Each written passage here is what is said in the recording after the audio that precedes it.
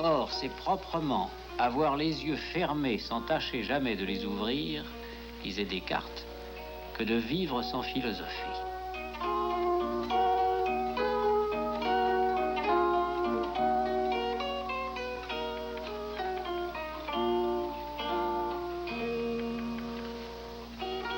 Il y a une vie de la philosophie hors de la classe, une cité des philosophes qui l'englobe et la nourrit.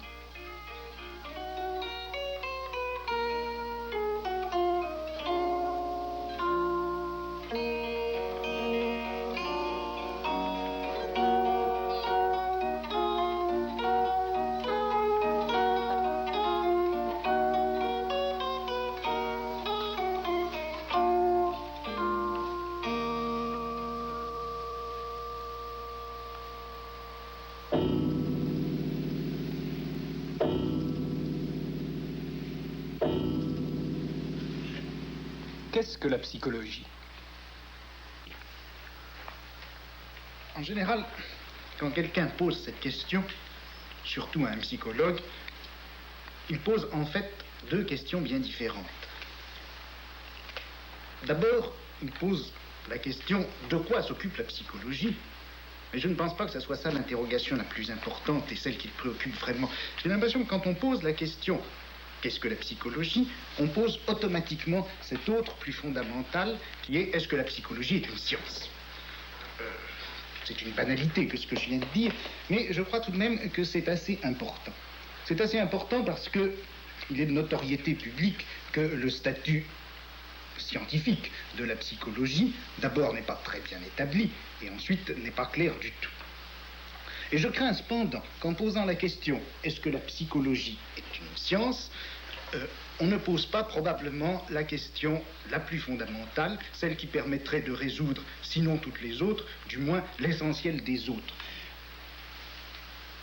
J'aimerais qu'on interroge la psychologie, non pas tellement sur la forme d'objectivité qu'elle peut atteindre, la forme de scientificité dont elle est capable, mais j'aimerais qu'on interroge la psychologie comme on interrogerait n'importe quelle autre forme culturelle.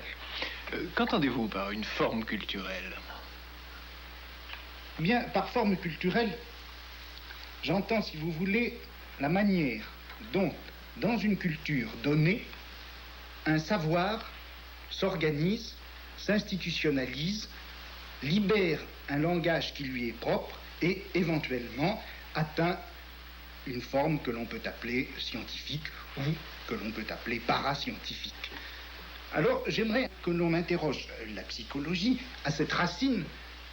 En quoi la psychologie est-elle, dans la culture occidentale, une forme de savoir, ce savoir pouvant être une science ou pouvant éventuellement n'en pas être?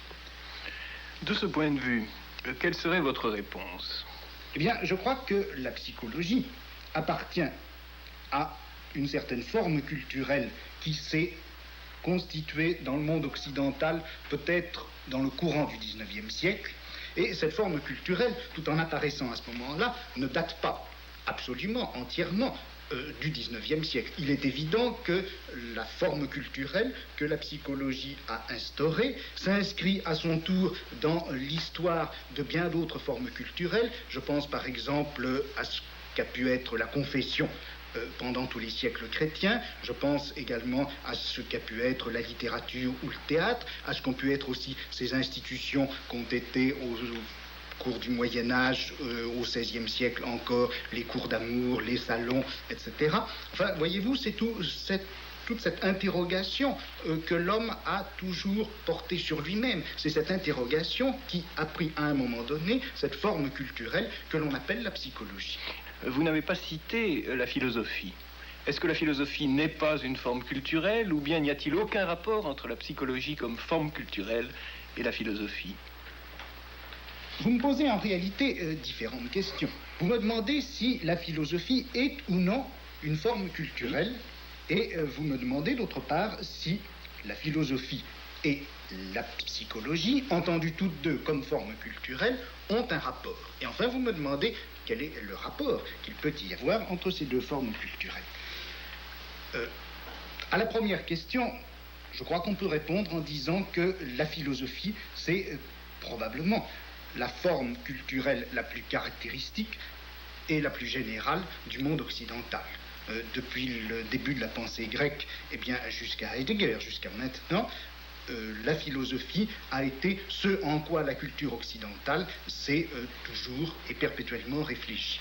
Dans cette mesure-là, la philosophie n'est pas une forme culturelle, elle est la forme culturelle la plus générale de notre culture. Maintenant, à la question, y a-t-il des rapports entre la forme culturelle qu'est la philosophie et la forme culturelle qu'est la psychologie? À cette question-là, que pourrait-on répondre? On peut répondre de deux façons. On peut répondre que la psychologie n'a fait, en quelque sorte, que reprendre dans un style enfin positif et enfin scientifique toute une série de questions qui avaient hanté, qui avaient animé la philosophie au cours des siècles précédents, et que la psychologie, en traitant enfin de la conduite et du comportement, n'a pas fait autre chose que de démystifier d'une part et rendre positif de l'autre des notions comme celle d'âme, par exemple, ou comme celle de pensée, etc.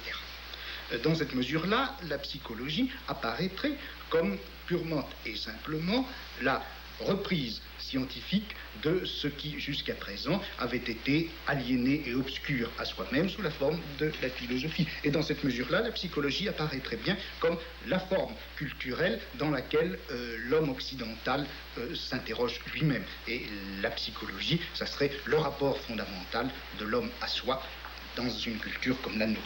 Maintenant, il y a une autre réponse. Il y a une autre réponse possible, et c'est cette autre réponse, bien sûr, que je préfère. Ça consisterait à dire que la philosophie étant la forme culturelle la plus universelle dans laquelle l'Occident s'est réfléchi, il s'est produit à un moment donné, dans cette forme culturelle et dans cette interrogation qu'elle autorisait, il s'est produit un événement assez fondamental qui date probablement du début du 19e siècle, peut-être déjà de la fin du 18e. Cet événement, ça a été l'apparition de ce qu'on pourrait appeler une réflexion de style anthropologique. C'est-à-dire que est apparue à ce moment-là, pour la première fois, cette interrogation que Kant a formulée dans sa logique, l'interrogation « qu'est-ce que l'homme ?» Mais tout de même, avant Kant, il existe des traités intitulés « Traités de la nature humaine ». Il existe une réflexion sur l'homme. Oui, mais je crois que la réflexion sur l'homme, au XVIIe et au XVIIIe siècle, tous ces traités sur la nature humaine, tous ces traités de l'homme, ne faisaient en réalité que déployer une réflexion de second ordre par rapport à la réflexion philosophique. C'est-à-dire que le problème de la philosophie était, au moins depuis l'époque chrétienne, une réflexion sur l'infini. L'homme ne suscitait de questions que par rapport à cette philosophie de l'infini, c'est-à-dire qu'on se demandait à quelles conditions et comment il pouvait se faire que des êtres finis puissent, d'une part, avoir une connaissance vraie, c'est-à-dire une connaissance de l'infini, et pourtant être renvoyés perpétuellement à leur finitude de fait par des choses comme l'erreur, comme le rêve, comme l'imagination, etc. Dans cette mesure-là, la question « qu'est-ce que l'homme ?» n'était pas, je crois, la question fondamentale de la philosophie. Et puis avec Kant, il y a un renversement de perspective. Avec Kant, il y a un renversement de perspective, c'est-à-dire que pour la première fois, la philosophie s'interroge primitivement sur la finitude. C'est à partir de la finitude que l'interrogation philosophique va se déployer. Il est d'ailleurs caractéristique que, quelque temps déjà auparavant, bien sûr, la pensée de l'infini avait émigré du côté des mathématiques. Tout de même, la critique de la raison pure n'est pas une anthropologie. Oui, mais je vous répondrai par le texte de Kant dans la logique. Vous savez, lorsque Kant dit que les trois questions, que puis-je connaître, que dois-je faire, que m'est-il permis d'espérer, se rapportent toutes les trois à une quatrième question, Vastis dermens, la question qu'est-ce que l'homme, et dont il dit qu'elle est à la fois la question de l'anthropologie et la question la plus générale de la philosophie. Et dans cette mesure-là, je crois que Kant est bien, sinon le fondateur, du moins le découvreur de ce nouveau champ philosophique qu'est l'anthropologie, champ philosophique qui est arrivé, je crois, au XIXe siècle, et par l'intermédiaire de la dialectique, de Hegel, de Marx, à recouvrir le domaine qui était traditionnellement celui de la philosophie. Est-ce que vous permettez de vous résumer en quelques phrases qui vous trahiront certainement? Certainement pas. Vous avez distingué deux perspectives. Dans la première, la philosophie ouvre en somme le domaine de la psychologie, mais les sciences humaines en assurent ensuite l'élucidation effective et positive. Dans la deuxième perspective, dont vous avez souligné qu'elle avait votre préférence, l'anthropologie tout entière se trouve prise comme moment destinal, en somme, de la philosophie comme forme culturelle à travers quoi l'Occident parvient à la pensée de soi, ou tente de parvenir à la pensée de soi. Alors, si vous le voulez bien, je voudrais reposer ma question relative à l'essence de la psychologie à l'un et à l'autre de ces deux niveaux. Et d'abord, si l'on admet que la philosophie a en somme prescrit implicitement son domaine aux sciences humaines en général, les sciences humaines prenant maintenant dans l'optique positiviste, disons, le relais de la vieille question philosophique. Dans cette optique-là, en admettant que vous puissiez la mimer provisoirement, qu'est-ce qui assure la spécificité de la psychologie au milieu des autres entreprises que l'on désigne communément du nom de sciences humaines? Eh bien, je crois que ce qui a caractérisé la psychologie et ce qui a fait elle est probablement encore la plus importante des sciences humaines, la science humaine en quelque sorte rectrice, ça a été la découverte de l'inconscient par Freud. C'est-à-dire que la psychologie a elle-même, à l'intérieur de soi, opéré vers la fin du XIXe siècle une reconversion tout à fait étonnante et qui est, je crois, qui ouvre, je crois, la dimension la plus problématique et la plus fondamentale de la psychologie. On peut dire en gros que la psychologie, depuis la fin du XVIIIe siècle jusqu'à la fin du XIXe siècle, a essentiellement, s'est donné explicitement pour projet de faire l'analyse de la conscience, analyse des idées sous la forme de l'idéologie, analyse de la pensée, analyse des sentiments, etc. Et c'est à la fin du XIXe siècle que, brusquement, pivotant autour de son objet, la psychologie ne s'est plus donnée comme science de la psyché consciente, mais science de quelque chose qui venait d'être découvert, science de l'inconscient. Or, à partir du moment où la psychologie se découvrait comme science de l'inconscient, elle ne faisait pas simplement, elle ne pratiquait pas simplement l'annexion d'un nouveau domaine, d'un domaine jusqu'à présent ignoré, elle faisait bien plus. Elle restructurait entièrement le domaine de toutes les sciences humaines. En effet, en découvrant l'inconscient, la psychologie découvrait que le corps lui-même faisait partie de notre inconscient, que la collectivité à laquelle nous appartenons, le groupe social, la culture dans laquelle nous avons vécu font partie de notre inconscient. Elle découvrait que nos parents, notre père, notre mère ne sont pas autre chose que des figures dans notre inconscient, etc.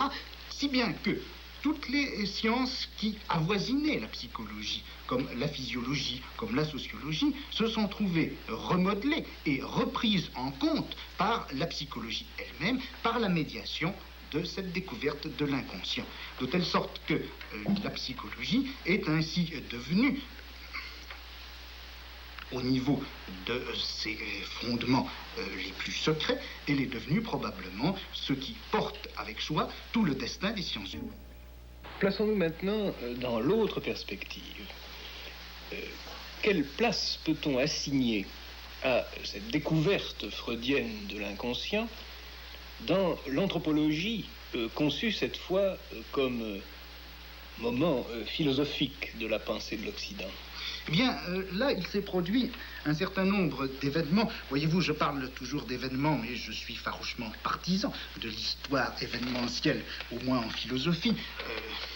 Puisqu'après tout, jusqu'à présent, on n'a jamais fait l'histoire de la pensée qu'en termes abstraits de structure générale, idéale et intemporelle. Eh bien, il faudrait peut-être risquer une histoire purement événementielle de la philosophie, et non pas des philosophes. Eh bien, si on faisait une histoire événementielle de la philosophie, je crois qu'il faudrait constater une série de faits, d'événements, en quelque sorte bruts dans l'être même de la philosophie, qui se sont passés au XIXe siècle. cet inconscient que la psychologie découvre comme nouvel objet et en même temps comme méthode absolument universelle pour toutes les sciences humaines, voilà que cet inconscient, en fait, il était déjà réfléchi par la philosophie elle-même, et ceci depuis Schopenhauer. Or, cet inconscient qui était objet philosophique depuis Schopenhauer et qu'il est resté jusqu'à Nietzsche, a été en même temps, pour la philosophie, ce qui lui a permis de contourner la question anthropologique que Kant avait assignée à la philosophie comme son domaine le plus général. Grâce à la réflexion sur l'inconscient, on s'est aperçu, si vous voulez, pour parler très grossièrement, finalement, que l'homme n'existe pas. Et c'est bien ce que Nietzsche a découvert lorsque, en affirmant la mort de Dieu, il a montré que cette mort de Dieu, ce n'était pas simplement la fin de la religion chrétienne, ce n'était même pas la fin de toutes les religions, mais c'était la fin de l'homme dans sa réalité et dans sa valeur humaniste, tel qu'il avait été reconnu depuis la Renaissance, depuis le protestantisme, peut-être même bien avant, depuis Socrate. Et si bien que on arrive à cette très curieux chiasme dans les événements fondamentaux du savoir occidental au XIXe siècle, apparition de l'anthropologie comme destin de la philosophie occidentale au début du XIXe siècle, découverte par la philosophie de l'inconscient comme à la fois fondement et disparition de cette anthropologie, et d'un autre côté, les sciences humaines et la psychologie reprennent à la fin du XIXe siècle cet inconscient, fondent ainsi les sciences de l'homme sous une forme qui se veut, qui se croit et qui est peut-être positive, mais au moment où les sciences humaines se fondent dans leur positivité, voilà que l'homme a philosophiquement disparu. Et si précisément il existe de nos jours ce lien et ce non-lien entre la philosophie et la psychologie, c'est bien peut-être précisément à cela que ce phénomène est dû. D'une part, la philosophie a imposé le thème anthropologique à toute la culture occidentale, et puis au moment où la psychologie reprend ce thème anthropologique et lui donne, grâce à l'inconscient, une parole absolument nouvelle et peut-être positive, eh bien la philosophie découvre que l'homme lui-même n'existe pas, ce qui fait que la positivité de la psychologie n'aurait peut-être pour fondement que cette aberration, ce vide, cette lacune qui serait l'existence de l'homme. Vous avez dit que le grand recentrement de la psychologie et même des sciences humaines en général s'était fait à la fin du XIXe siècle autour du thème de la découverte de l'inconscient. Le mot découverte est pris en général dans un contexte scientifique ou positiviste. Qu'entendez-vous exactement par découverte de l'inconscient? Bien, je crois qu'il faut prendre le mot à peu près au sens strict. Freud a littéralement découvert l'inconscient comme une chose. Il y a eu, pendant une vingtaine d'années, il y a eu une mode qui a régné, qui a été de dire que, malgré tout l'intérêt de la psychanalyse, on rencontrait chez Freud un perpétuel postulat chosiste. Enfin, depuis Politzer jusqu'à Merleau-Ponty compris, le chosisme, le positivisme de Freud a été critiqué comme une séquelle de la pensée du XIXe siècle, et on a essayé au contraire de réintroduire cette chose gênante qui était l'inconscient, de la réintroduire dans un réseau de signification plus subtile, plus fine, dans un réseau de signification tout court, de telle sorte que l'inconscient aurait pris statut dans une subjectivité peut-être transcendantale, ou peut-être empirique, ou peut-être historique, peu importe, mais l'inconscient aurait cessé d'être cette vilaine chose désagréable et caillouteuse que Freud a découvert en quelque sorte au-dessous du psychisme humain. Mais enfin, il ne faut pas oublier tout de même que Freud a effectivement découvert l'inconscient comme on découvre une chose, ou plutôt, si vous voulez, comme on découvre un texte. On sait bien, et là-dessus, les les interprétations que le docteur Lacan donne actuellement de Freud sont indubitables, on sait bien que l'inconscient freudien a une structure de langage. Mais ça ne veut pas dire que l'inconscient est un langage en quelque sorte vide ou virtuel. L'inconscient, c'est une parole, ce n'est pas une langue. C'est-à-dire que ce n'est pas le système qui permet de parler, c'est quelque chose qui a été effectivement écrit, des mots qui ont été réellement déposés dans l'existence de l'homme, ou dans le psychisme de l'homme, si vous voulez, en tout cas, qui se découvrent littéralement lorsque l'on pratique cette opération un petit peu mystérieuse qu'est la psychanalyse. On découvre un texte écrit, c'est-à-dire qu'on découvre, premièrement, qu'il y a des signes déposés. Deuxièmement, que ces signes veulent dire quelque chose, que ce ne sont pas des signes absurdes. Et troisièmement, on découvre enfin ce qu'ils veulent dire. La reconnaissance de l'inconscient comme texte, puis l'opération par laquelle on déchiffre la signification de ce texte. S'agit-il là de deux moments méthodologiques de la psychologie? Il me semble que dans la pratique psychanalytique, la découverte qu'il y a un texte et la découverte de ce que ce texte veut dire ne font en réalité qu'une seule et même chose. Est-ce à dire, pour employer le langage de la linguistique, que le texte psychique est à la fois le message et le code de ce message? On a affaire à un ensemble de graphies, si vous voulez, dont on ne sait même pas encore si ce sont des lettres, des mots qui sont par là représentés. Et de plus, une fois que l'on sait, ou une fois admis qu'il s'agit bien de mots qui sont ainsi déposés, on ne sait pas leur sens. Et on ne sait pas quel rapport ils ont avec leur sens. Il faut donc que l'opération analytique fasse d'un seul tenant la triple opération qui consiste à isoler ce qui est signifiant, deuxièmement, établir la loi qui régit les rapports du signifiant au signifié, et finalement découvrir ce que ça veut dire et découvrir le texte final qu'il y a à interpréter. Oui, mais je vois là une difficulté. Si le message que représente l'inconscient est à lui-même son propre code, la psychologie, sous la forme de la psychanalyse, va se révéler impuissante à se constituer comme science de structure générale. Nous aurons affaire dans tous les cas à des textes individuels porteurs de leur propre code et qui demanderont à chaque fois le recommencement de l'entreprise entière. Bien, c'est pourquoi il n'y a pas, au fond, de psychanalyse générale, c'est pourquoi il n'y a pas de psychanalyse collective. On ne peut parler de psychanalyse d'une culture, par exemple, ou de psychanalyse d'une société que par métaphore.